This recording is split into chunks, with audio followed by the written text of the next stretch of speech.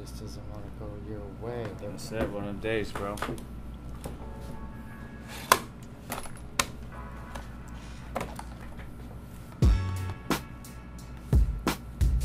Testing, 1, 2, 3. And we're back.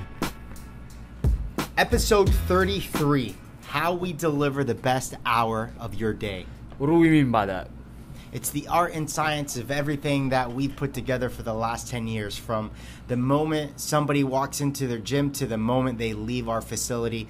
It's every little variable that we've put in place to make this the best hour of their day. And there's so much time and effort we put into just this 1 hour, and so many components and so much love and compassion, and we really do deliver a great hour, and it's trying to get our members to forget everything they got going on outside of the gym and really just focus on these next 60 minutes, because that's why they came here today.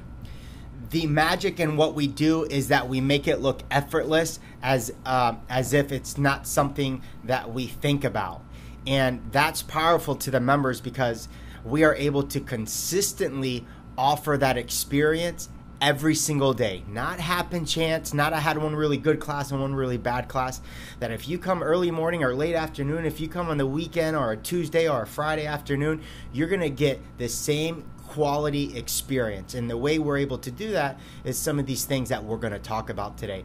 But I just want everyone to know that it is purposeful, it is not accidental, that what we do, they get consistently. It's by choice. Yeah, basically the point of this podcast is to get our listeners a feel for what it's like from the very beginning to where the coach tells you hello until you break as hard work and you send you on your way, and the coach is goodbye. Well, let's do it, brother. What's the first thing that happens when somebody walks into our gym? When I'm the coach, when you're the coach, I see that we both do it very well. We greet them individually. We try to make that contact, make that connection, to show them appreciation for them coming. Yeah, for me, I try to say their names multiple times. One of the things that I do that I think is unique is I come up with a nickname for everybody. It might be an abbreviation of their name. It might be something that they know that when I say it, it's because we're connecting. We know each other. And I try to do that with every, like if his name is Steve, I call him Steve-O. If his name is Joey, I call him Jojo. And we get into this relationship because that makes that a little bit more special. And we get to connect. But it's always, how are you doing? When was the last time you were in? How are you feeling? I'm just trying to get a sense of their energy and what's going on, because not only is it I care about them, but I want to make sure that in order to deliver the best experience, I'm taking all these things into consideration today. Yeah, when you greet them specifically, it's personable, right? You're not saying, "Hey, what's up, bro?" or "Hey, how you doing, girl?" That kind of shows that, hey, he doesn't really care. I'm here right now. But if I like that nickname, and even by their first time, it's, "Hey, Steve, how you doing? How was your day today? How's work?" Right? It makes them feel appreciated. It's kind of kicking off your relationship for that day on the right foot. Yeah, and I try to do it multiple times. There's something so special about someone saying your name multiple times that really resonates.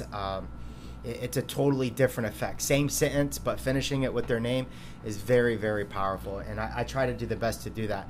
But I also want them to, and I'm already considering, transferring that into demo review, right? When someone at the beginning on the hour of class starts this afternoon at 4:30, at 4:30 exactly, everybody knows what to do. They come directly to the center of the gym where our workout board is, and we're going to go over a general briefing of expectation, what the workout is, and then get them started.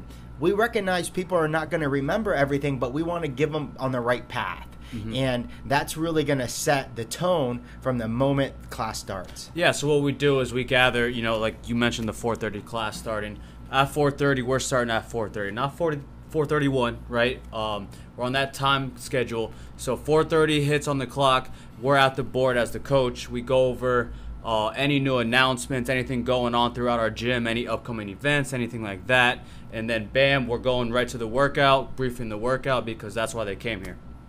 Yeah, and the other thing to understand is that, we also ask at the end if there's anything that was really confusing, right? Because we don't want them to sit on that for too long. We also recognize they're not going to remember stuff, so we say that going into it, but we also want to give them expectation and feel. Here's some things to consider from what we saw this morning, or what I want you to think about when you're in this workout. Our goal when we originated this workout is we want you to struggle through the shoulder presses a little bit. So don't be surprised when that happens, or that third set is really, really going to hurt. Expect that, right? We want them to start considering those things so it's not a shock in the middle of the workout. It's much easier to deal with struggle when you anticipate it than when you're in the middle of it trying to deal with it, like high intensity workouts. So we want to get ahead of those conversations with people way before the workout even starts. Yeah, basically what we're doing is trying to prepare them for exactly what we got going on, and that's how we kind of introduced that 3-tier tracking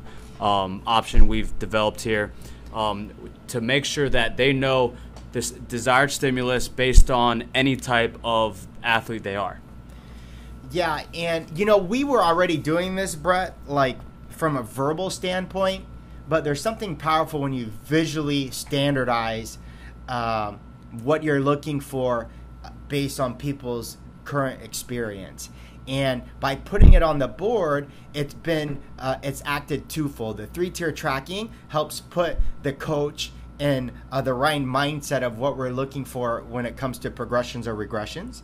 And for the individual to really start thinking about, it's handstand work today, I'm a health athlete, what are we doing instead? And why am I doing it this way? It's not do as I say, right? It's do what we know that we put in place to hit the required stimulus. Nothing makes me happier when someone asks me, why did you guys choose this today instead of that? Mm-hmm. Because we can really, they're starting to think for themselves, right? That's what I want them to do. I want them to consider why we chose different modifications over others.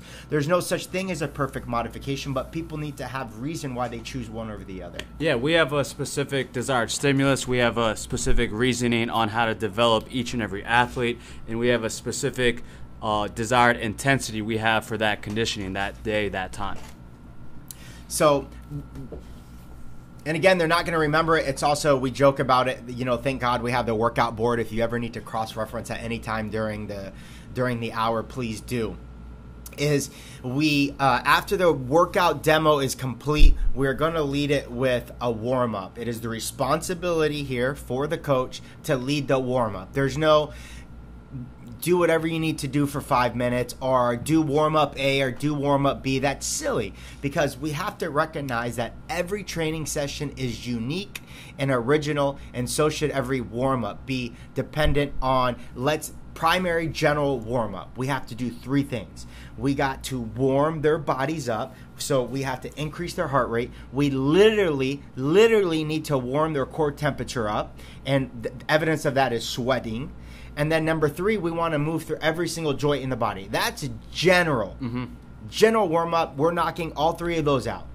Yeah, and then some people aren't too familiar with what they should be doing for a warm-up, so that's why we have to take charge. We have to run that, because I've seen so many times where we've got a more upper body specific day on the board, and some members will come in and start doing stuff on their legs, stretching out their legs. You definitely, we got to go the general warm-up, which is guided, and then also a movement specific warm-up, which is guided. Yeah, and why does all this matter for incorporating the best hour of their day? Because we're building up this beautiful storyline, right? And it starts from the moment they walk in, and the climax of the story is the finishing of the workout, mm-hmm. right? And so everything we're doing is that built in. It's that build up, and that's what this is. It is an hour story plot that we are creating. And that's how that build-up is. It's not, let's come in there and hit them in the face. Mm-hmm. We're not creating that suspense the first few minutes. We're building that up until we get into that magical 3, 2, 1, go, hit them into that. Because everybody loves that. And that's part of the best hour of their day. But that's not what we're selling. That's in addition to everything else. Yep. Following the warm-up, we got either a strength or a skill piece. We do a new skill of the week every week, and we rotate between 4 categories. that skill piece will always be pertaining to the skill of the week. We'll run through that, and then what we do a great job of is when we do a demo for a movement, the coach doesn't do it every time, which is what I love that we do at the gym. We kind of do it with our athletes. We give them an opportunity to show off their skill set, how they can move well, and gives all the other athletes what to look for when they're performing the movement themselves. Exactly. When we set up the coaches' evaluations, we don't think there's a perfect number, but we do want to mix.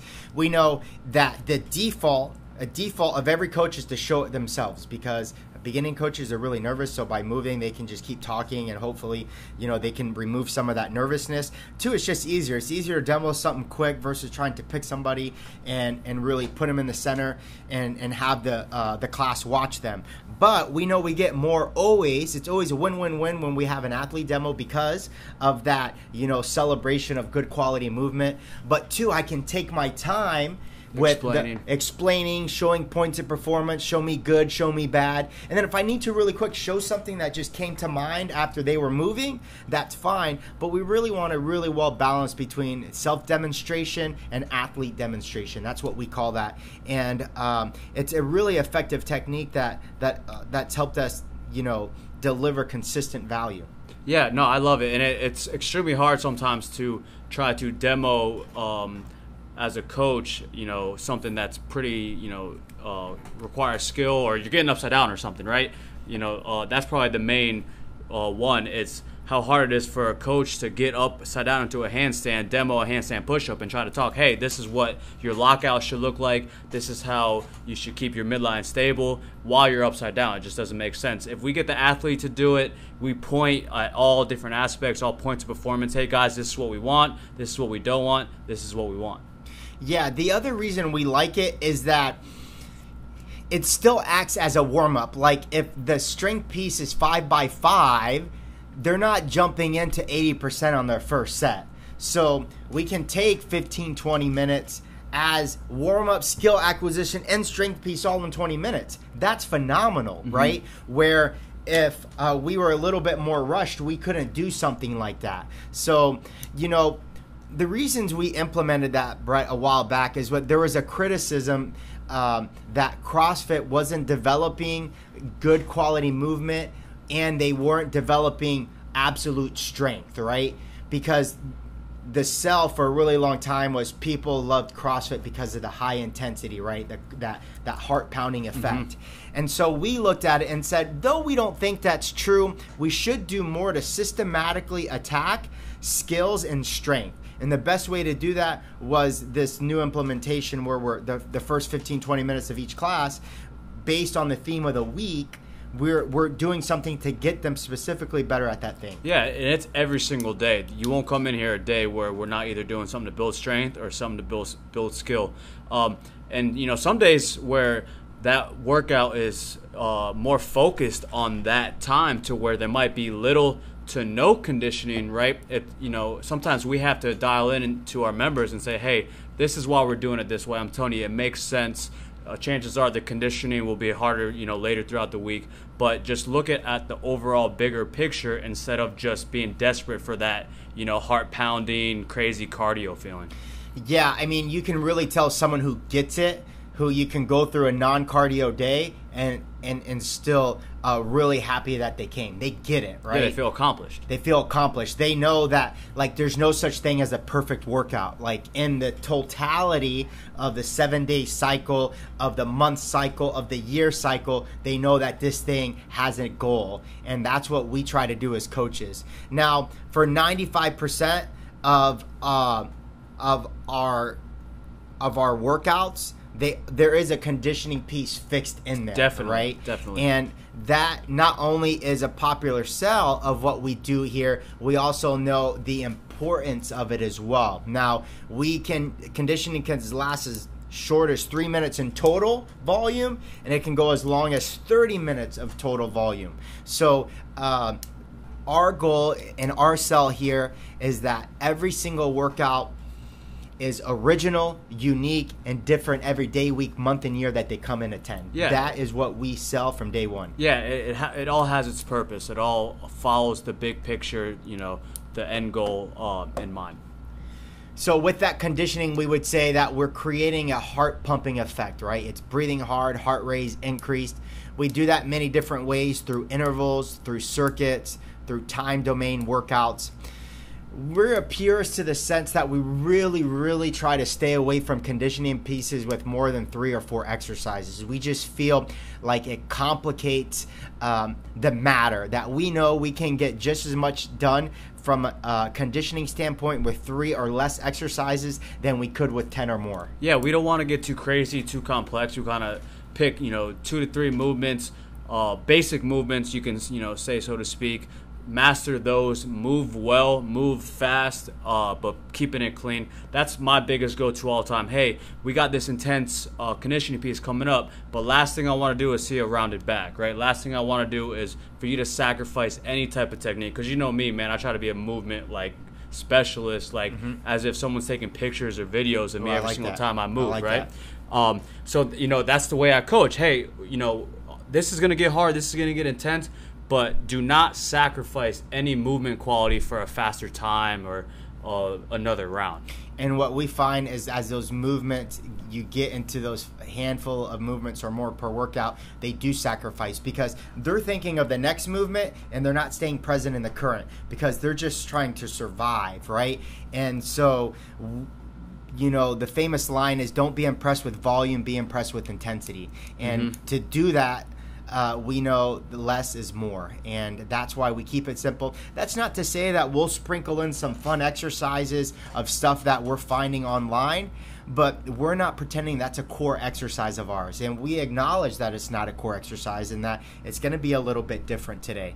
But there really is a core. I call them the core 30. It's the 30 movements that we are cycling through to the infinite degree. And with those, you can produce a good million workouts out of those 30 exercises. And so that's where we want to stay, because we know we can get the most bang for their buck with those exercises. Now, if people are getting bored, it's because they believe that they have surpassed excellence, which is a very ignorant statement when someone says, hey, I just feel like these workouts are getting boring, because really they're not acknowledging that they still need a lot of work with the core 30, a lot, tremendous work, right? If they can't do 50 handstand push-ups in a row, they can't back squat 500 pounds, they can't do 15 kipping pull-ups for time, they can't do 30 unbroken muscle-ups for time, they have not even coming close to tapping their full potential into these exercises. And so we want to really get back to virtuosity, doing the most commonly well. Yeah, I just keep saying, it's mastering the basics. There's always ways to make these basic fundamental,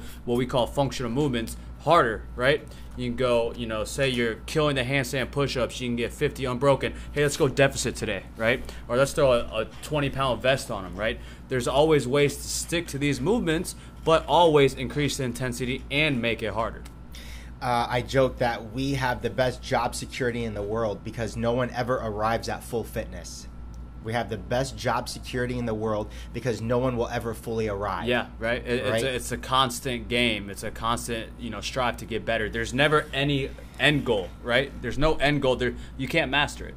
Yeah, and that's what we got to keep selling to them, and that's part of that experience we're getting at them. And a lot of that just takes communication, Brett. It's like, whether it's an issue of frustration or, like we said the other day, we had an athlete that finished way too fast, was the first athlete done with all their movements modified. And so the reality is they need to advance their level of technicality, right?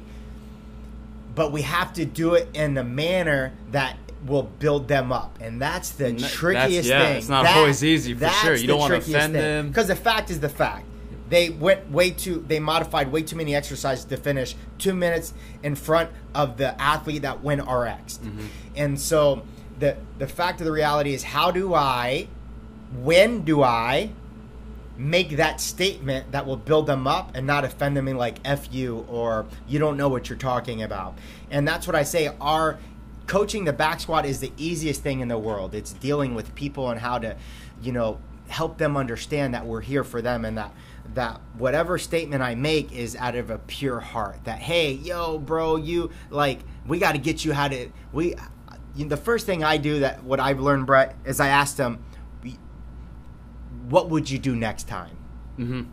That's good. I got to take that with me because I've had numerous occasions where hey, you probably should have pushed yourself a little bit higher on the box, or say you're doing a hanging leg raise, instead of doing knees to elbow, let's try to get them toes to bar, even if it slows down that time a little bit. Yeah, even if you got a minute slower. And so I was like, great workout, dude. You crushed it by 2 minutes. Do you think you would do something differently? Bam. Versus, dude, that was terrible, bro. Like, you should have done toes to bar. You were jumping on a 20-inch box. I was jumping on a 24, and then there's that comparison effect. And so that's it's communication. It's people, man. And I'm starting to realize how important it is to really, really study psychology, communication, how people react to things. Because if I can get that down, all this other stuff that comes naturally to us, I agree, is just to add on to it. Because the fact of the matter is those individuals need to make the exercise harder. But if I can do it in a manner that is smooth, it's like they never even knew what I was really trying to do. And what I was trying to do with that individual was to get him next time to say he can't do knees to chest anymore because it's just not worth his time. Yeah, it comes down to our members understanding us as coaches have their best interests in mind. Any feedback, any constructive criticism, any suggestions, it is to get them better at the end of the day. 100%, dude. And that brings us to our last point, which to me is the most obvious, but I think because the way we're set, I think this takes a different mindset to do really well, and that's I want to be better every single day. And the problem with that sometimes is when that's all you're focused on, you lose the excitement of how fun this thing is, right? That stuff that made you drink the Kool-Aid when you originally started becomes sometimes burden, right? Because you're getting these aching pains, you're constantly sore, you don't feel like you're improving as fast as you want, that you're just not having as much fun with it anymore. Yeah, you got to keep it fun. As soon as you start making fitness not fun to where you're dealing with all these injuries or you're becoming so obsessed with numbers on the barbell that if you don't hit that, the rest of your workout is ruined, then you're not keeping it fun anymore. And that's got to be the number one priority. And just to backtrack just a little bit on the conditioning piece, that's the fun part. You got a group of 12 at our gym suffering together in the conditioning piece that afterwards when you're helping your teammate up, that's what makes it fun, right? Doing it all together as a group, as a unit, and suffering together. I mean, you can't get any more fun than that. Yeah, it's going through war together, right? That helps people connect with one another. We're looking up and I'm looking at you hurting and I'm clapping up and I'm yelling at you. Like, I really, really enjoy that because it's the thing that connects me most to what I used to do when I was younger. And I think that's why, we joke about this being a young man sport, but it's not necessarily that. It's how we portrayed ourselves as young men, and that's that we were competitive, that we wanted to push ourselves to be the best, and that's why I think a lot of former athletes do really well with this type of program. I agree 100%. I always refer to that. If you were any type of athlete at previously high school, college, even freaking Little League baseball, you got that teamwork, competitive nature. It transfers so well into CrossFit style training. You can't beat it. Yeah, and we want to teach that. I think you can be 40 years old and become an athlete, learn how to be an athlete, but there are certain mindsets that we have that separate us, right? And you want to develop that, right? Like, competition is good. It's part of every facet of our life. Like, pushing yourself hard and getting uncomfortable is good for you, and getting people to understand. It's growth there. That's it. Like, without struggle, there is no growth. That's fitness physiology 101, and what we just want to transfer that into the group class, because really that's what makes us feel so accomplished. Like, that's what people love about this program, when I call it the stop, drop, and roll, 3, 2, 1 time, and everyone's like, bodies hit the floor. Like, there's something to that, and that feeling you can't compare it to anything else. Yeah, no, I love it. At the end of the day, we can, jar about it all we want. We love it. We're passionate for this. But if you're on the fence about possibly trying one, we really would recommend just to jump in, test it out for yourself, really experience it, because you can listen to us jar about it all day, but until you come and really experience for yourself, I mean, you'll never know. Yeah, I agree. Sometimes the more we say, the more confusing we make this. And it's why a lot of CrossFit gyms offer free trials. There's no better way to experience firsthand than to get your feet wet and come in for a free class. No doubt. Love it. Thanks, guys. We appreciate you, man. Have a great day. We'll see you next week. See you next time.